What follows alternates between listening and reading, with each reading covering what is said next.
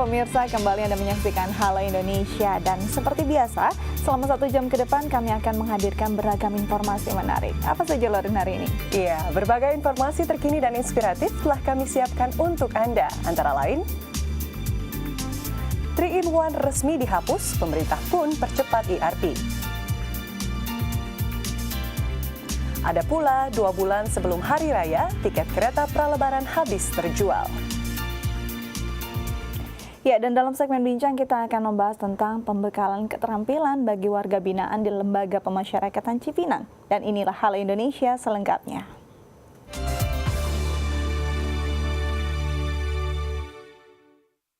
Setelah diuji coba selama 1 bulan, Dinas Perhubungan DKI Jakarta resmi menghapus kebijakan 3-in-1 karena dianggap tidak efektif dalam mengurai kemacetan. Dan sebagai kebijakan pengganti, pemerintah akan mempercepat penerapan jalan berbayar elektronik atau ERP. Terhitung 16 Mei 2016, pemerintah DKI Jakarta resmi menghapus kebijakan 3-in-1. Sebagai gantinya, pemerintah akan mengkaji kebijakan nomor polisi ganjil genap dan mempercepat penerapan ERP.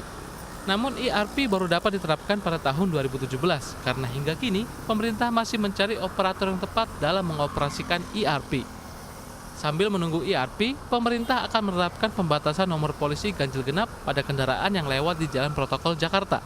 Pemerintah akan mengerahkan 100 orang polisi untuk mencegah adanya pemalsuan nomor polisi kendaraan.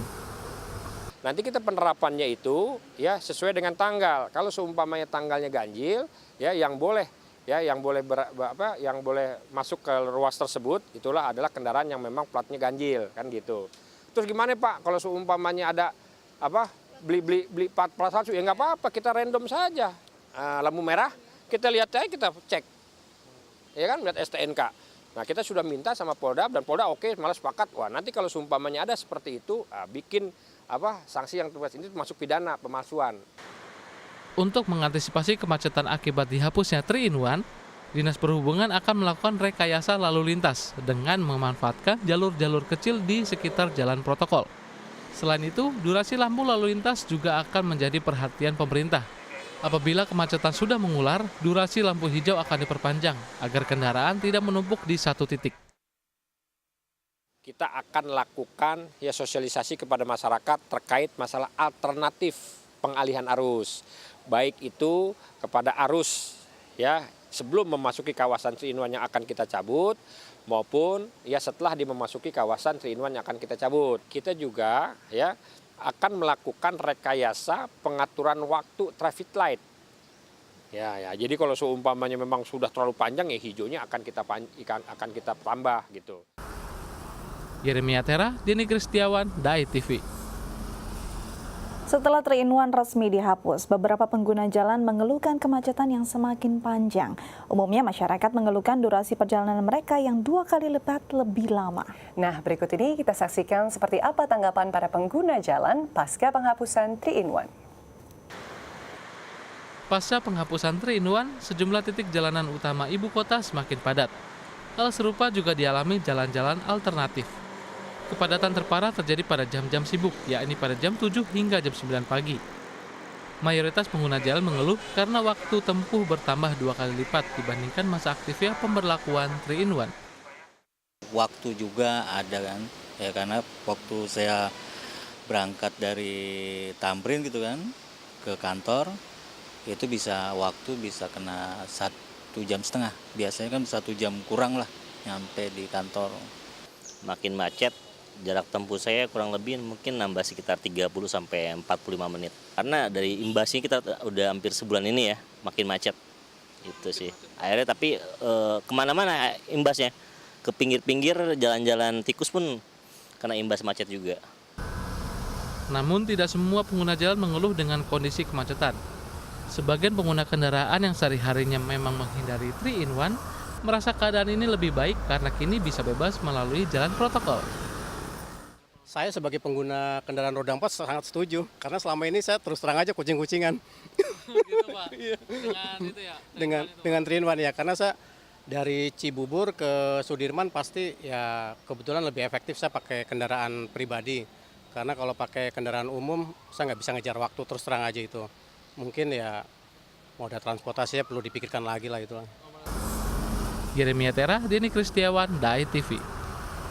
Baik, masih pro dan kontra ya Loren ya. Betul. Sebagian ada yang memang macet parah, tapi ada yang memang merasakan manfaatnya dari penghapusan 3-in-1. Pak, karena kemacetannya juga lebih merata, bukan Betul. hanya di jalan protokol saja, tapi juga di jalan-jalan lain ya. Iya Dika. betul, dan kita tunggu apakah kebijakan ini tepat ya. Betul. Baik, pemirsa, kita beralih ke informasi lainnya. 2 bulan menjelang Hari Raya Idul Fitri, sebanyak 20.000 tiket kereta mudik pra Hari Raya telah habis terjual. Sejak bulan April, penjualan kereta api kelas ekonomi, bisnis, dan eksekutif dari Jakarta dan Bandung tujuan Jawa Tengah dan Jawa Timur telah mencapai 100%. Walaupun Hari Raya Idul Fitri masih 2 bulan lagi, namun calon pembeli tiket kereta api untuk tujuan Lebaran telah membeli tiket sejak jauh hari atau 3 bulan sebelum Lebaran. Menurut Bambang Prayitno, selaku Humas PT KAI Daop 1 Jakarta, sebanyak 20.000 tiket kereta api tujuan kota-kota di Jawa Tengah dan Jawa Timur dengan jadwal keberangkatan H-7 hingga H+7 Lebaran telah habis terjual. Demikian juga dengan tiket kereta tambahan. PT Kereta Api telah menambah 17 rangkaian kereta tambahan jelang Lebaran dengan kapasitas penumpang hingga 19.000 orang. Namun semuanya telah habis dipesan sejak 90 hari sebelum keberangkatan. Kemudian kita melakukan penambahan perjalanan KA. Jadi ada 6 perjalanan KA tambahan dari Pasar Senen. Kemudian ada 17 perjalanan KA tambahan dari Stasiun Gambir. Dengan jumlah seat totalnya 19.064 seat. Itu pun sudah kita lepas. Dan lagi-lagi cukup diminati masyarakat ya. Akhirnya habis juga. Pada mudik tahun 2016 ini, PT KAI membatasi berat barang bawaan penumpang, yaitu 20 kg per orang. Apabila lebih, penumpang akan dikenakan denda sebesar Rp3-10.000 per kilogram. Pembatasan barang bawaan ini bertujuan untuk menciptakan kenyamanan dan keamanan antar penumpang dalam kereta. Selain itu, calon penumpang kereta api diharuskan memesan tiket sesuai dengan nama dan tanggal lahir penumpang pada KTP. Karena jika ada kesalahan data, penumpang tidak diperbolehkan masuk ke dalam kereta dan tiket dianggap hangus. Nah, barang-barang bawaan ini kita mengharapkan kepada masyarakat agar tidak terlalu banyak membawa barang-barang bawaan untuk mudik ya, pulang mudik. Karena apa? Karena ini juga bisa mengganggu kenyamanan di perjalanan, mengganggu kenyamanan orang lain gitu. Nah, PT KAI membatasi kapasitas barang bawaan setiap orang hanya 20 kg. Kalau misalkan ada tambahan itu nanti dia kena biaya. Yeremia Tera, Denny Kristiawan, Dai TV. Ya, 2 bulan jelang arus mudik 2016, Kementerian Perhubungan Republik Indonesia menggelar mudik gratis untuk pemudik sepeda motor dengan moda transportasi bus. Berbeda dengan tahun sebelumnya di mana pendaftaran harus mendatangi kantor Kementerian Perhubungan, kini calon pemudik dimudahkan dengan adanya booth pendaftaran yang tersebar di beberapa titik. Ya, dan lokasi booth pendaftaran gratis tersebar di Jakarta, Tangerang, Bekasi, hingga Depok dan dibuka sejak 16 Mei lalu. Nah, seperti apa keramaian masyarakat yang ingin mendaftarkan diri ikut dalam mudik gratis ini? Berikut tayangannya. Beginilah suasana pendaftaran hari pertama mudik gratis 2016 di Pasar Kebayoran Lama, Jakarta Selatan. Sejak pukul 8 pagi masyarakat sudah mengantri di meja registrasi. Berbeda dari tahun sebelumnya, para pendaftar mudik gratis ini tidak perlu mendatangi lagi kantor Kementerian Perhubungan. Karena pelayanan bagi para calon pemudik sudah dilaksanakan di 28 titik yang tersebar di 5 wilayah, seperti Jakarta, Tangerang, Tangerang Selatan, Bekasi, dan juga Depok. Booth pendaftaran dibuka sejak jam 8:30 pagi hingga jam 4 sore. Setiap pemudik harus melampirkan dokumen yang dibutuhkan, seperti KTP, KK, SIM, dan juga STNK. Penyelenggaraan program mudik gratis yang sudah berjalan selama 5 tahun ini ditanggapi positif oleh masyarakat. Alhamdulillah sih Mbak, sangat membantu banget bagi orang yang istilahnya menengah ke bawah. Ya menurut saya sangat menolong sekali, bisa mengurangi beban kita kalau buat mudik lebaran itu bisa menghemat biaya gitu. Program mudik gratis 2016 ini dilakukan demi mengurangi kepadatan lalu lintas, serta menekan angka kecelakaan pemudik, khususnya pengguna sepeda motor. Tujuan dari awalnya dari Kemenhub adalah mengurangi jumlah kecelakaan pemudik dengan kendaraan roda 2. Jadi targetnya sebetulnya adalah motornya.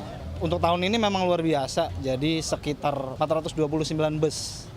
Berarti jumlah truknya sekitar 200-an lebih. Dona Puspita, Jeffriel Almadina, DAI TV. Ya, di tahun ini Kementerian Perhubungan telah menaikkan 275% kuota kepada masyarakat yang ingin ikut mudik dalam mudik gratis. Ya, kuota ini diperbanyak karena setiap tahun minat pemudik gratis terus meningkat. Seperti pelayanan mudik gratis pada masa angkutan Lebaran 2016 ini, Kementerian Perhubungan telah menyediakan kuota mudik gratis sebanyak 12.000 sepeda motor dan 24.000 penumpang. Kuota tersebut terbagi atas arus mudik sebesar 8.400 sepeda motor dengan 16.800 penumpang dan untuk arus balik sebesar 3.600 sepeda motor dengan 7.200 penumpang. Jumlah ini mengalami kenaikan sebesar 275% dari tahun lalu, yaitu setara dengan penambahan sebesar 3.200 kuota untuk sepeda motor. Hal ini dilakukan demi mengakomodir animo masyarakat yang sangat tinggi untuk mengikuti mudik gratis setiap tahunnya.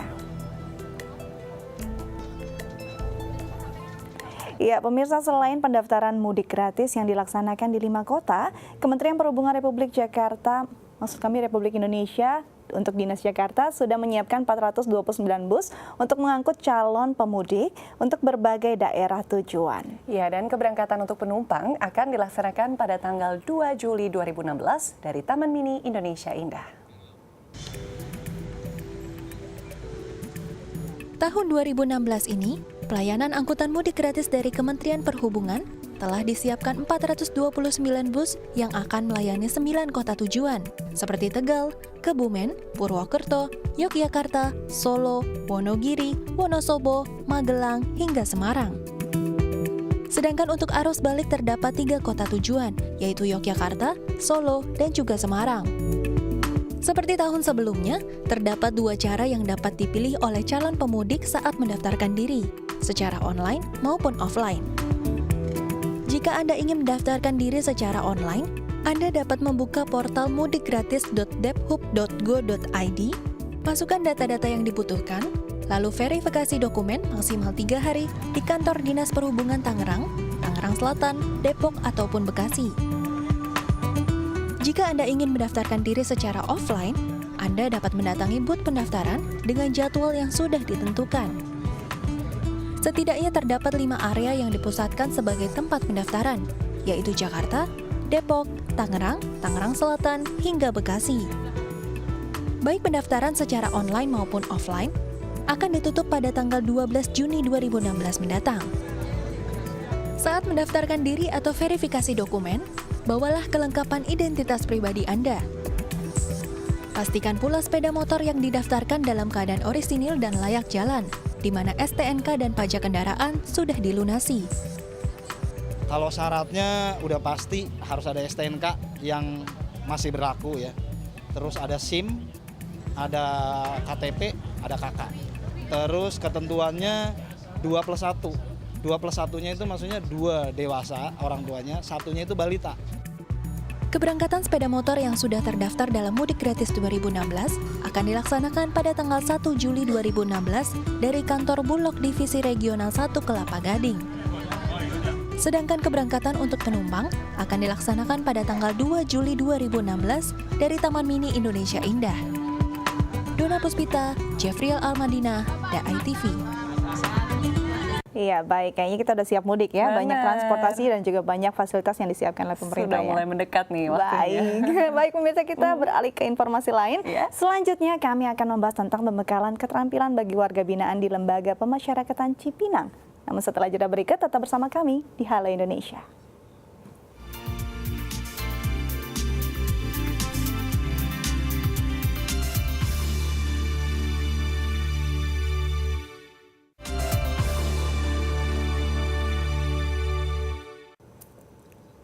Ya pemirsa, kita kembali ke dalam acara Halo Indonesia dan kini kita memasuki segmen Bincang Indonesia. Dan saat ini kita akan membicarakan tentang pemberdayaan lapas nih temanya hari ini. Memang pemirsa dan juga Dika bisa dikatakan kalau seseorang menyandang status narapidana itu menimbulkan stigma tertentu di masyarakat ya. Bukan hanya ketika sedang berada di dalam lapas, tapi lebih jauh lagi bahkan ketika warga binaan tersebut sudah keluar dari harus kembali ke masyarakat. Betul. Padahal mungkin pandangan masyarakat yang harus dirubah bahwa warga binaan namanya juga dibina ya di dalam lembaga pemasyarakatan. Sebenarnya mereka justru diberi keterampilan, diarahkan untuk hidup yang lebih baik. Jadi saat kembali ke masyarakat, mereka siap untuk hidup mandiri dan juga bersosialisasi, ya kan? Nah, untuk itu kita akan membahasnya lebih jauh dengan narasumber kita yang sudah hadir pagi ini. Dan di sini sudah ada Bapak Chandran Lestiono, BCIP SHMH selaku Kabid Pembinaan Narapidana Lapas Cipinang dan juga Bapak Andi Wijaya selaku Kabid Kegiatan Kerja Lapas Cipinang. Kita sapa dulu. Selamat pagi ya. Tapi sebelum kita berbicara lebih lanjut dan mengupas bagaimana sih pembinaan di dalam lapas, kita saksikan dulu tayangan berikut ini.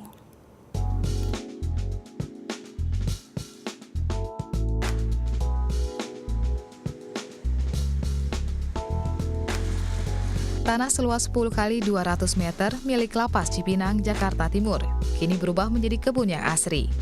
Di atas tanah tumbuh aneka ragam tanaman hijau seperti sayur mayur dan buah-buahan. Lahan ini dimanfaatkan oleh 10 orang penghuni lapas kelas 1 sebagai bagian dari kegiatan Napi Berkebun. Program pemberdayaan napi yang dibentuk dari hasil kerjasama oleh Direktorat Jenderal Pemasyarakatan Kementerian Hukum dan HAM dan bekerjasama dengan Yayasan Inisiatif Indonesia Langit Biru atau YIB. Para napi yang ikut dalam pelatihan napi berkebun diajarkan memanfaatkan lahan tidur menjadi lahan produktif. Mereka juga dibekali keterampilan menanam bibit dan merawat tanaman sebagai bekal keterampilan yang bisa digunakan saat masa tahanan selesai dan kembali ke masyarakat. Oh, bermanfaat sekali buat kedepannya buat diri saya. Harapan saya ini untuk kedepannya, insya Allah saya bisa nanti di luar berkebun kalau ada lahan yang sedikit maupun banyaknya. Meski baru dimulai Agustus tahun 2015, namun program Napi Berkebun sudah menghasilkan kemajuan nyata. Napi yang terlibat aktif sudah bisa memanen hasil tanaman mereka sendiri. Hasil bumi ini untuk sementara dimanfaatkan untuk kebutuhan makanan di lapas. Baik, kita lihat bagaimana memang di dalam lapas warga binaan dibina dengan serius sampai mereka bisa berkebun dan panen loh. Nah, pasti itu cuma salah satu dari banyak keterampilan yang diberikan di pembinaan. Dan untuk membahas lebih lanjut lagi mengenai pembinaan apa saja sih yang tersedia di lapas, kita akan langsung ke narasumber kita. Iya, kita sapa dulu. Selamat pagi. Selamat datang di Halo Indonesia. Selamat pagi. Terima kasih. Kelihatannya bijak ya bagaimana mereka membina warga selama ini setiap hari dan menjadi rutinitas. Baik, kalau kita tadi lihat berkebun ya. Kita ke Pak Andi dulu ini. Kegiatan sebenarnya sudah dimulai sejak berapa tahun yang lalu? Kalau untuk Napi Berkebun itu baru tahun 2015 Agustus. 2015. Ya. Tapi udah panen ya Pak ya? Sudah beberapa kali panen karena yang ditanam itu kan memang yang sayuran cepat, organik. Kenapa waktu itu terpikir untuk membina warga di sana dengan cara berkebun? Yang pertama karena memang kebetulan Direktorat Jenderal Pemasyarakatan sudah punya MOU dengan Yayasan YIB, Indonesia Biru Lestari. Jadi tindak lanjut dari MOU itu mereka menggandeng beberapa lapas, salah satunya Lapas Cipinang untuk mengadakan program yang namanya Napi Berkebun. Jadi mengajarkan bagaimana para narapidana itu bisa bercocok tanam di lahan yang tidak terlalu luas. Jadi kebetulan kita kan punya lahan yang 100 kali 200 meter di sebelah depan samping kanan Lapas Cipinang. Nah, di situ kita berdayakan untuk narapidana berkebun.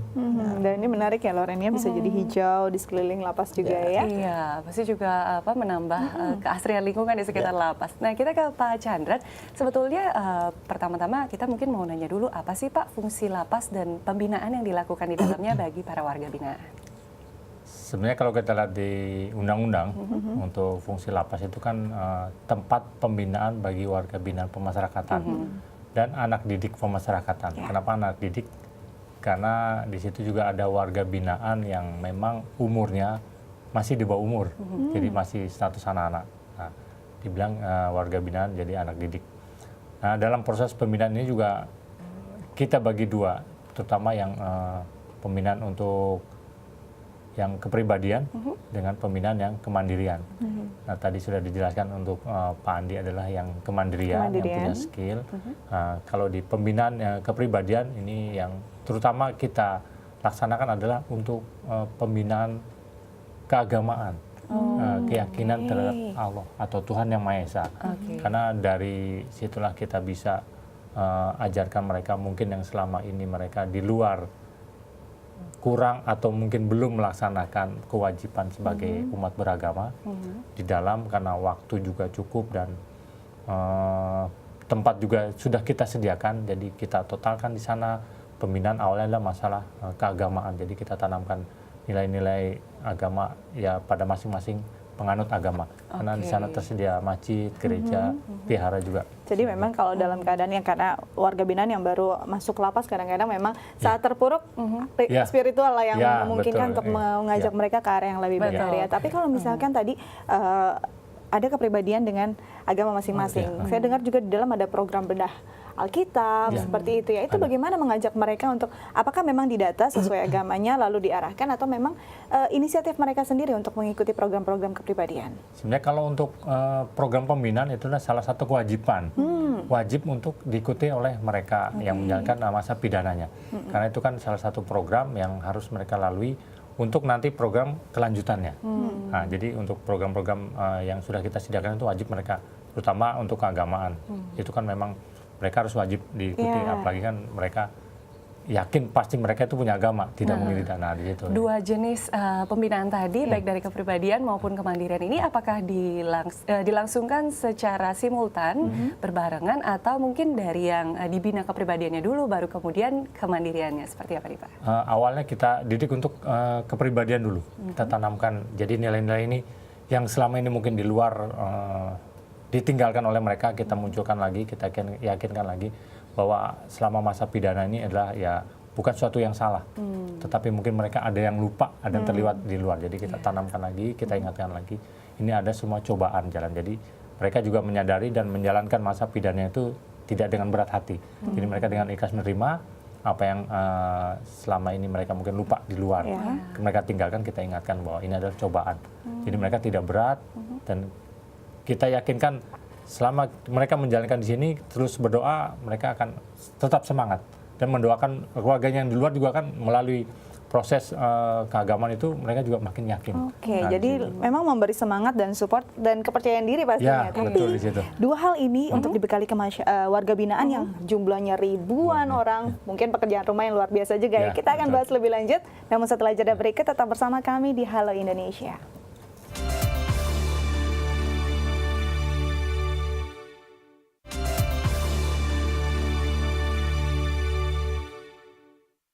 Ya, pemirsa, kembali lagi di segmen Bincang Indonesia, dan kalau tadi kita sudah melihat berbagai bentuk pembinaan yang disuguhkan atau diberikan untuk kepribadian ya tadi ya kepada warga binaan. Lebih jauh lagi nanti kita akan melihat beberapa hasil karya dari pembinaan yang dilakukan oleh warga binaan. Ternyata mereka juga menghasilkan karya ya di sini. Tadi kalau kita sempat bicara tentang berkebun ya Pak Andi ya. Selain berkebun ternyata mereka juga melakukan kegiatan yang lain, yaitu membuat kerajinan, dan ini juga mengisi waktu luang mereka ya.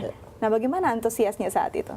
Jadi kalau saya dapat sampaikan di kegiatan kerja Lapas Cipinang cukup lumayan kegiatan pembinaan keterampilannya. Jadi selain narapidana berkebun yang tadi sudah kita sampaikan, juga ada kegiatan yang sudah agak lama ini yang dari tadi penasaran, ini benar-benar buatan dari warga binaan. Tulis. Ini betul-betul karya warga binaan Lapas Kelas 1 Cipinang. Bisa prosesnya Mbak lihat. dari awal sampai dengan akhir. Jadi dari membuat pola sampai dengan mencanting dan pencelupan. Cantik ya, dan ini seperti dikerjakan oleh pengrajin batik profesional gitu ya. Ini selain juga ada batik di sini. Ini dilakukan oleh warga binaan. Warga binaan semua. Jadi ini sudah sampai luar negeri nih kalau kita boleh sampaikan. Karena setiap kali dari jajaran pemasyarakatan atau Kementerian Hukum dan HAM ada kunjungan ke luar negeri, kita bawa ini sebagai kenang-kenangan buat negara yang dituju. Dipasarkan secara bebas juga? Iya, kalau ini dipasarkan secara bebas. Kalau ini apa nih Pak Andi? Ada ini juga yang kebetulan seperti ini sebenarnya sederhana, ini dari kayu jati muda kita buat sebagai, kita sebut sebagai wood snap. Ya, dan ini ada Iya, itu Lukisan atau foto ini ya? Ini Bisa foto. nih kita tempel Itu foto. muka Boleh di dong situ muka ya. kami boleh, ya? ya. Nanti kita foto Mbak dan kita buatkan. Sangat-sangat terhormat, diberi kehormatan. Nah, ini kalau misalkan untuk pelatihan sendiri ini kan ada macam-macam. Ini juga ada menjahit Oh ya, ya, ini ada bordir ya. sulam perca. Oh, sulam perca. Oke. Dan ini kan sebenarnya macam-macam ya, Loren ya. Bagaimana? Apakah sesuai minat mereka? Mereka mau ikut apa? Atau memang keterampilan ini Dibagi. diberikan ke seluruh Iya. warga binaan? Jadi kalau konsep pembinaan secara utuhnya adalah bahwa mereka wajib mengikuti kegiatan pembinaan. Jadi dari sejak awal sampai dengan mereka nanti bebas, mereka wajib untuk mengikuti kegiatan pembinaan. Nah, untuk mengikuti kegiatan pembinaan tersebut nanti kita asesmen dulu. Jadi ada sistem asesmen bahwa apakah mereka cocoknya mereka di mana sesuai dengan minat dan bakat mereka. Kalau mereka misalnya minat di kegiatan keterampilan tangan seperti batik, maka kita salurkan mereka di kegiatan batik. Ada juga yang misalnya walaupun mereka di Lapas Cipinang lelaki semua, kita juga buka peluang untuk membuat sulam perca. Ini adalah hasil pelatihan yang sudah pernah dilakukan bersama istri kabinet yang sebelumnya. Oh iya, dan memang cantik. Dan ini bagaimana gambaran bahwa lembaga pemasyarakatan memberikan ruang untuk mereka berkembang. Dan ini sebelum kita bicara lebih lanjut tentang keterampilan yang dibekali, lembaga pemasyarakatan Cipinang juga memberikan ruang untuk mereka yang ingin melanjutkan pendidikan ya. Nah, kita akan lihat dulu tayangan berikut ini. Selain berkebun, warga binaan yang ada di Lembaga Pemasyarakatan Cipinang, Jakarta Timur juga diberikan kesempatan untuk meningkatkan kualitas pendidikan, seperti mengikuti ujian nasional kejar paket B dan C. Hal ini untuk membantu napi yang putus sekolah bisa kembali melanjutkan pendidikan dan mendapatkan ijazah setara dengan sekolah menengah pertama dan sekolah menengah atas. Seperti pelaksanaan ujian nasional paket B yang dilaksanakan di Pusat Kegiatan Belajar Mengajar Warga Mandiri ini, ke-16 napi yang berusia 20 hingga 30 tahun mengikuti ujian nasional kejar paket B atau setara dengan ujian nasional tingkat sekolah menengah pertama. Sebagian dari peserta ujian nasional kejar paket B pernah menduduki jenjang pendidikan SMP dan akhirnya putus sekolah karena keterbatasan ekonomi. Luar biasa, berarti berada di lembaga pemasyarakatan pun bukan artinya harus stop pendidikan, bisa terus berjalan ya. Nah ini sekarang saya mau tanya ke Pak Chandra mungkin yang bagian kepribadian ya Pak. Bagaimana sih tantangan dan kesulitannya baik dari penyediaan tenaga pengajar, kemudian untuk memotivasi atau memberi waktu bagi warga binaan, kadang-kadang kan mungkin harus kerjain PR juga ya Pak, mempersiapkan ujian dan lain sebagainya. Baik. Sebenarnya tantangan ini adalah kita coba kerja lebih keras. Satu, kita coba ya mungkin karena ini udah bentukan dari luar, mereka-mereka yang di luar dan kegiatannya mungkin sudah tidak fokus dengan belajar. Kita coba membangun mereka juga untuk kemauan untuk belajar. Karena kita selalu tanamkan tidak ada namanya ilmu yang sia-sia kalau kita sudah dapat. Jadi ya alhamdulillah selama ini tetap masih ada yang berminat dan ya sangat antusias. Dan kita selalu tanamkan ini status mereka ikuti juga sama dengan status yang di luar. Dan kalau mereka dapat ini bisa melanjutkan sampai nanti mereka kuliah. Berarti ini tetap dapat ijazah tanda kelulusan ya Pak? Dapat selalu dapat. Nah, itu. Dan ini kan selalu kita rutin kita adakan ujian nasional seperti yang di luar juga. Dan ini tadi kemarin ada paket B dan paket C. Nah ini bocorannya lulus nggak nih Pak? Nah ini tunggu pengumuman. Belum. Mudah-mudahan lulus semua ya. Dan bahkan Lapas juga memberi kesempatan untuk orang luar yang mau ikut. Salah satu kemarin ya, ada salah satu yang ikut juga, ikut ujian bareng-bareng sama warga binaan nih. Bagaimana bahwa sebenarnya warga binaan bukan orang-orang yang menakutkan, bisa bersosialisasi di masyarakat. Nah, kalau kita bicara lagi tentang keterampilan, nah ini tadi misalkan dalam 1 minggu atau mereka rutinitasnya untuk bisa, ini kan bukan hal yang mudah untuk bisa membatik. Nah, berapa lama mereka bisa benar-benar menghasilkan sebuah karya? Jadi yang pertama saya sampaikan begini, proses awalnya adalah ketika mereka akan ikut pelatihan kegiatan di bidang kegiatan kerja, maka kita akan juga lakukan semacam profiling mereka, apakah mereka punya minat bakat pada bidang tertentu. Kalau mereka punya minat untuk mengikuti kegiatan batik misalnya, dan mereka tidak punya skill awal untuk membatik, maka kita akan berikan pelatihan. Pelatihan mereka untuk bisa membatik sampai selesai batiknya. Kalau mereka sudah punya skill itu lebih bagus, karena tinggal bagaimana kita tempatkan dia, kita monitoring, kita awasi dengan baik. Itu. Jadi ada proses pelatihan terlebih dahulu terhadap mereka yang ingin mengikuti kegiatan pelatihan.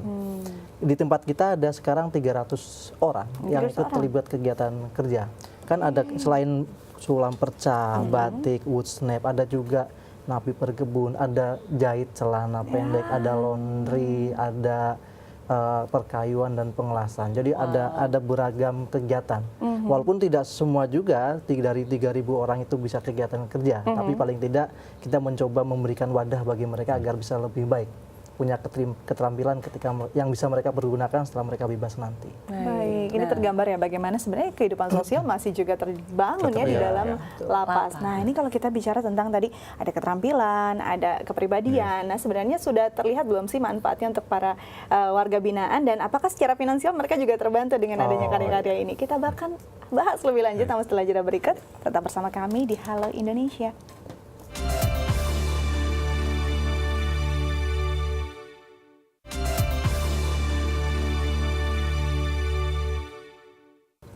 Ya, pemirsa, kembali lagi di Halo Indonesia, dan kalau tadi kita sudah mengupas cukup dalam tentang berbagai hasil kerajinan yang dihasilkan oleh warga binaan di dalam lapas. Nah, saya ingin ke Pak Chandra lagi nih, Pak. Sebetulnya kalau untuk hasil karya sendiri nih ya, ini kan dihasilkan oleh para pekerja di lapas. Apakah hasil kerja tersebut dapat mereka nikmati dalam bentuk mungkin ada pembagian atau seperti apa nih, Pak? Bagi hasil gitu ya. Oh baik, ini Mbak Loren. Setiap hasil mungkin yang dirintis dari awal kan ini ada istilahnya uji coba dulu ya. Nah, uji coba kan setiap ada kunjungan atau pameran ini kita tampilkan. Nah, di situ kan ada yang berminat, mereka langsung membeli kan gitu. Kalau di pameran pun itu kita selalu kita pamerkan, dan selalu itu selalu ada yang berminat. Gitu. Apalagi kan produk-produk ini kan namanya batik tulisnya kan sesuatu yang langka ya. Cuma dalam satu seri cuma satu yang muncul. Tidak mungkin double-double. Jadi nggak pasaran nih. Pasti berbeda ya. Nah, dari situ nanti kan ada persentase, ada di situ berapa nanti yang mereka dapat. Itu sudah diatur dengan aturan yang ada. Baik, jadi memang ada sistem bagi hasil dan juga ada keuntungan finansial yang bisa jadi tidak hanya cuma dapat keterampilan, tapi mereka juga bisa ada pemasukan ya. Nah, ini kalau ke Pak Andi, dari banyaknya tadi ada sekitar 300 orang. Nah, ini kan mungkin setelah sekian lama akhirnya mereka bisa ahli di bidangnya. Setelah keluar, apakah mereka ada beberapa yang sudah terdata yang akhirnya melanjutkan menjadi seorang wirausaha? Mudah-mudahan ada, mudah-mudahan ada. Harapan kami ada. Jadi apa yang sudah kita lakukan untuk mereka ada manfaatnya bagi mereka. Karena kan sebenarnya konsep dasarnya bahwa kita memberikan bekal hidup. Jadi bagaimana ketika dia kembali lagi ke masyarakatan, dia mampu berintegrasi dengan sehat dengan masyarakat. Salah satu indikatornya berintegrasi dengan sehat ya mereka bisa bekerja dengan baik, memenuhi kebutuhan hidupnya, bisa menjalin hubungan dengan keluarganya dengan baik, dan juga bisa beribadah dengan baik. Kan itu indikator yang idealnya seperti itu. Jadi harapan kami ada. Nah, kalau kita sudah melihat dari tadi berbagai bentuk ini kerajinan yang cantik, terus tadi kita juga sudah lihat di tayangan tentang berkebun. Kira-kira kalau bentuk kerajinan lain atau bentuk keterampilan lain yang bersifat kemandirian itu ada nggak, Pak? Mungkin musik atau olahraga seperti itu? Kalau musik ada, jadi di kita ada beberapa grup musik. Nah, kalau musik pendidikan, kepramukaan itu ada di bawah pembinaan kepribadian. Nanti Pak Chandra bisa jelaskan lebih lengkap tentang bagaimana kegiatan musik di lapas Cipinang. Nah, kita cuma memang inginnya semuanya dijelaskan, tapi waktu yang memisahkan juga. Tapi terima kasih untuk kehadirannya. Semoga setelah tayangan ini masyarakat juga terbuka pikirannya bahwa warga binaan masih bisa berkarya dan juga bersosialisasi saat kembali ke masyarakat. Terima kasih untuk kehadirannya. Sukses terus. Baik, pemirsa, kita masih punya banyak informasi menarik lainnya. Tetap bersama kami di Halo Indonesia.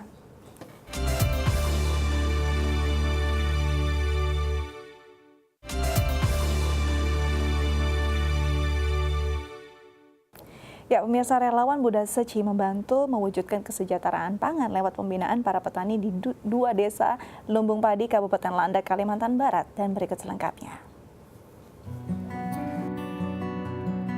Desa Caong dan Desa Bilayuk merupakan 2 desa yang menjadi lumbung padi di Kabupaten Landak, Kalimantan Barat. Meskipun mayoritas masyarakatnya hidup sebagai petani, desa yang berada di wilayah perbukitan ini sempat mengalami krisis pangan beberapa tahun yang lalu. Kurangnya pengetahuan mengenai cara bercocok tanam yang tepat menjadi salah satu faktor petani di Desa Caong dan Bilayuk kerap mengalami gagal panen. Selain itu, desa yang berjarak 3 jam dari kota Singkawang ini merupakan 2 dari 156 desa di Kalimantan Barat yang mengalami kerusakan lingkungan akibat aktivitas tambang. Kondisi inilah yang menggerakkan hati relawan Buddha Seci Singkawang untuk menjalankan misi pertanian amal dengan membina masyarakat Desa Caong dan Bilayuk demi terciptanya ketahanan pangan berkelanjutan. Jadi di sana kita melihat masih banyaknya petani-petani yang secara ekonominya masih jauh dari harapan. Nah, di situ sisi kantor penghubung Singkawang sepakat untuk membantu desa ini dan membina desa ini ya supaya nanti petani-petani di sana bisa mendapatkan hasil yang lebih baik. Nah, setelah berjalan 2 tahun ini ternyata hasil yang kita harapkan memang sudah mulai nampak. Ya, tapi tentunya masih perlu waktu yang lebih lama ya prosesnya untuk mendapatkan yang lebih maksimal lagi. Kalau untuk kebutuhan di kampung itu ya tentunya kita harapkan petani itu bisa mendapatkan hasil lebih baik sehingga bisa berimbang dengan kebutuhan mereka. Setelah mengikuti pembinaan dari program pertanian amal selama 4 tahun, para petani di Desa Bilayuk kini mulai memahami seluk-beluk untuk mengolah tanah pertanian dengan baik. Padi yang dihasilkan setiap musim panen pun mencukupi kebutuhan sehari-hari masyarakat hingga dijual keluar desa. Karena selama ini kita itu tidak tahu bagaimana sebetulnya bertani yang bagus, yang benar. Cara pengolahan tanah, pemupukan, pengendalian hama, itu sama sekali tidak tahu. Dan pada tahun 2011, kami mengenal Yayasan Buddha Seci. Dari Yayasan Buddha Seci itu, mereka mengembangkan pertanian amal di daerah kami. Di mana petani itu diajari bagaimana bertani itu yang sama-sama menguntungkan, baik petaninya maupun termasuk hewan-hewan ternak kita, termasuk makhluk hidup yang lain lah. Jadi sama-sama menguntungkan. Kalau di daerah kita itu boleh dibilang sudah lebih dari cukup untuk hidup, untuk makan. Tidak hanya pembinaan, relawan Buddha Seci Singkawang pun kerap membantu pengadaan bibit, pupuk, dan peralatan pertanian lainnya dengan harapan masyarakat Singkawang dan sekitarnya bisa mencapai kemandirian hidup dari sektor pertanian yang selama ini menjadi tumpuan hidup bagi 60% warga Kalimantan Barat. Tim Liputan, DAI TV. Ya pemirsa, minimnya kemampuan masyarakat Indonesia dalam membeli pakaian yang layak membuat Denny Pondiu berinisiatif mendirikan toko pakaian gratis bagi kaum duafa yang diberi nama Outlet Duafa. Toko serba ada lekat dengan usaha yang menargetkan pembeli untuk mencari keuntungan. Sehingga tentu sangat jarang melihat toko serba ada yang hanya terbuka untuk melayani masyarakat yang tidak mampu. Di bilangan Pamulang, Jakarta Selatan, berdiri sebuah toko pakaian gratis bagi mereka yang berasal dari kalangan ekonomi tidak mampu. Tidak heran bila toko ini dinamakan Outlet Duafa. Agar terlihat menarik bagi pengunjungnya, toko dibangun dengan desain outlet trendy yang memajang pakaian dengan berbagai model. Toko ini dibangun oleh Denny Pondiu yang didirikan pada akhir 2015, bertujuan untuk memberikan pakaian gratis untuk para tunawisma. Pakaian ini dikumpulkan dari masyarakat yang menyumbangkan pakaian layak ke Outlet Duafa dan Street Store Indonesia. Meski bekas, namun pakaian dipajang terlebih dahulu disortir dan dicuci ke Binatung. Sehingga para pengunjung Outlet Duafa benar-benar mendapatkan pakaian yang layak pakai serta bersih. Tahun sekali saya tiap lebaran aja kalau mau pulang.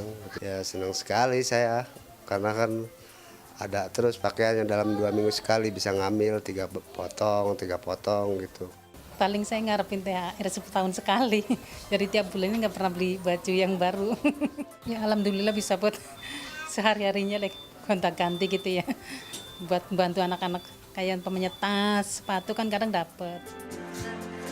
Setiap pengunjung bebas memilih 3 produk Outlet Duafa. Seperti pakaian, tas, sepatu, dan buku hingga botol minum. syaratnya pengunjung harus menunjukkan identitas diri, seperti KTP, KK, dan surat keterangan tidak mampu. Agar bisa menyentuh banyak kalangan tidak mampu, setiap satu orang pengunjung hanya boleh berkunjung 2 kali dalam 1 bulan. Pakaian yang sudah dipilih oleh kaum duafa kemudian dibungkus rapi dan cantik dengan paper bag oleh relawan outlet. Karena menurut kami, para penerima manfaat itu, mereka ibaratnya kekurangan, mereka belum pernah merasakan belanja yang manusiawi, Mbak. Mereka kalau nggak minta, bahkan lebih parah ada yang bajunya sampai compang-camping, nggak diganti selama setahun. Atau lebih parahnya lagi mereka harus nangis tempat sampah.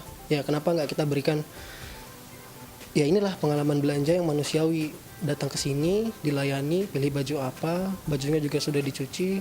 Seperti itu kan rapi, dipres, kemudian mereka bisa memanfaatkannya, dibawa pulang dengan menyerahkan kartu tanda tidak mampu dan kartu keluarga dan KTP, dokumentasi seperti itu.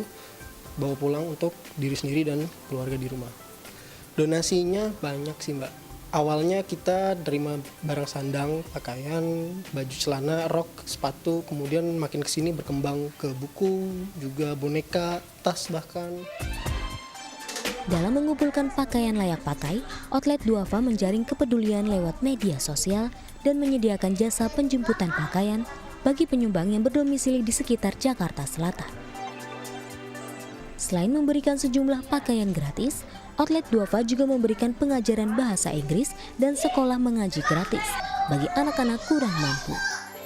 Outlet duafa telah membantu 1.800 warga kurang mampu dan puluhan anak-anak. Lydia Agustin, Topan Iskandar, DAI TV. Mensyukuri berkat yang dimilikinya dengan membantu anak-anak dalam segi pendidikan, itulah yang dilakukan gadis berusia 22 tahun, Balkisa Farhani. Ia aktif mengajar bahasa Inggris di outlet duafa Pamulang, Jakarta Selatan. Kecintaannya dalam dunia sosial membuat gadis berusia 22 tahun ini sering mengikuti kegiatan sosial sebagai relawan. Anak ketiga dari 4 bersaudara ini dulunya sering menjadi relawan di Yogyakarta. Balkisa Farhani atau akrab disapa Ica mengetahui kegiatan outlet duafa melalui sebuah website. Ia tertarik menjadi pengajar bahasa Inggris karena baginya membantu anak-anak adalah hal positif yang membawa banyak manfaat. Kegiatan Ica menjadi relawan di outlet duafa pun mendapat dukungan penuh dari orang tuanya. Meski didukung penuh, Ica lantas tidak berpangku tangan. Untuk mendukung segala aktivitasnya membantu anak-anak, Ica menggunakan dana pribadi hasil tabungannya sendiri. Dalam mengajar bahasa Inggris untuk anak-anak kurang mampu, Ica melakukan sistem belajar yang berbeda dengan sekolah formal, seperti melalui lagu, pemutaran video, dan gerakan-gerakan yang menyenangkan bagi anak-anak. Meski awalnya mendapat banyak kendala, sulit mengatur anak didik, namun lewat pendekatan dan pelatihan kesabaran, Ica dapat mengatasinya dan memiliki hubungan yang baik dengan anak-anak. Komunikasi yang baik membuat anak-anak merasa senang dan nyaman belajar bahasa Inggris di outlet duafa. Kini anak-anak tersebut semakin lancar menyebutkan kata-kata benda dalam bahasa Inggris. Ya kita kan masih muda, terus mumpung masih banyak waktu luang, lebih baik kita ngelakuin kayak ke hal-hal yang bermanfaat seperti mengajar, dan juga karena kalau kita nanti udah besar kan bakal lebih sibuk kan, dan waktu saat masih muda ini energinya masih banyak, terus juga waktunya juga masih banyak, dan juga kayak hal-hal yang kita ingin ajarkan juga masih mudah untuk diajarkan ke adik-adik dan juga masih dekat. Yaudah akhirnya aku memilih untuk menjadi relawan. Kayak salah satunya itu adalah mengajar bahasa Inggris. Karena senang. Kakak yang di sini baik. Ini bahasa Inggris sama mengaji baik-baik kakaknya, terus pengertian. Lydia Agustin, Topan Iskandar, DAI TV.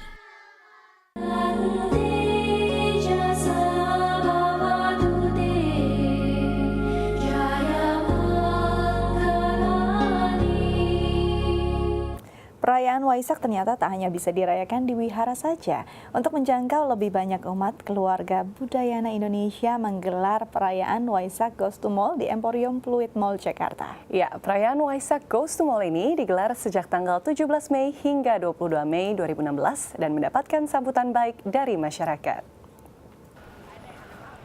KBI atau Keluarga Budayana Indonesia yang bekerja sama dengan pihak Emporium Pluit Mall menggelar acara perayaan Waisak 2560 Buddhist Era 2016 di Emporium Pluit Mall Penjaringan, Jakarta dengan tema transformasi mental dengan damai dan harmoni. Acara dibuka dengan tarian Gending Sriwijaya menyambut tamu agung acara dan kemudian sambutan dari perwakilan Ketua Umum Majelis Budaya Indonesia serta doa dari Sangga Agung Indonesia. Berbagai pertunjukan pun digelar. Paduan suara dari Visaka Choir dan Harmoni Dharma yang menyanyikan 2 buah lagu, pertunjukan tambur, serta berbagai pertunjukan tari-tarian. Perayaan Waisak Goes to Mall ini juga mendapatkan kesan baik dari Ketua Umum Sangha Agung Indonesia, Mahatera Nyana Suryanadi, serta masyarakat yang merayakan Hari Waisak. Ini kita mengadakan Goes to Mall itu supaya ini semua umat-umat Buddha, walaupun dari sekolah, dari wihara, dari segala yayasan bisa terlibat di dalam acara ini, ada bersamaan supaya kita ini keluarga besar umat Buddha itu sama-sama merayakan Waisak Goes to Mall ini. Harapan kami kepada seluruh umat Buddha, marilah kita bersatu padu untuk belajar, kemudian praktek dan juga merealisasi ajaran Dharma secara bertahap dari waktu ke waktu sehingga kita dapat memahami kehidupan ini dan arti kehidupan ini sebagaimana mestinya, bahwa seperti apa yang diajarkan oleh Buddha, kehidupan ini adalah mengalami perubahan, ada susah, ada senang, ada bahagia, itu semua berubah. Tentu cara pemahaman kita adalah memahami perubahan itu sebagaimana mestinya sehingga kita dapat memaknai perubahan sebagai bagian yang tak terpisahkan dari kehidupan ini. Dan pemirsa, berikut perakiraan cuaca dari beberapa kota besar di Indonesia.